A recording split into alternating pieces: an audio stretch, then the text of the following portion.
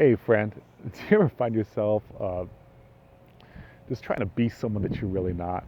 Do you ever find moments where you see qualities that others have and you wish that you had those qualities? Or perhaps there's qualities that you have in your life that you wish didn't exist, and you're like, oh my gosh, why do I have to be this way?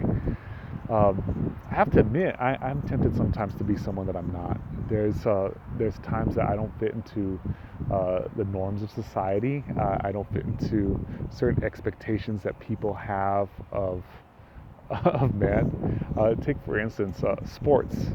Most people see me and see my size. I'm kind of a tall dude, and people automatically assume that I play sports or that I played a sport in the past, and that's just not me. I'm a musician, and I'm sport illiterate, and it seems there's times whenever guys get together, and that's the first thing they want to talk about. They want to talk about, the game that took place the night before, a game that's coming up, and I'm like, dude, I have no idea what you're talking about.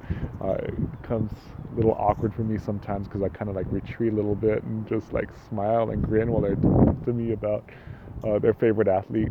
And there's nothing wrong about loving sports and being into them. I know absolutely nothing about that. Just not the language that I speak. Uh, Yesterday I was in northern New Mexico, and I was in Lobo land, UNM Lobos. They're from up north, in northern New Mexico, and I'm actually a New Mexico State Aggie.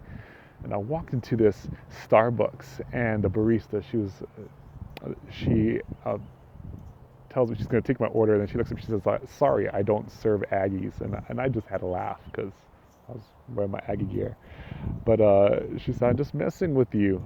But tell me, who's your favorite football team? And once again, awkward silence. I'm like, I really don't follow football. I don't really care for sports.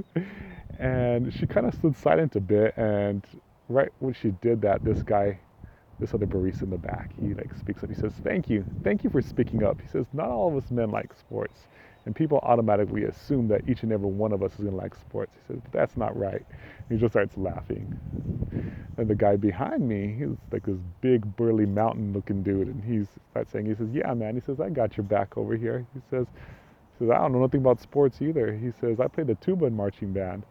And we kind of started laughing, and it just had some dialogue there because there's these like societal norms and expectations that people have of us, and I don't fit in. I don't fit into a lot of the norms that people have of men in general. I can't fix a car for the life of me.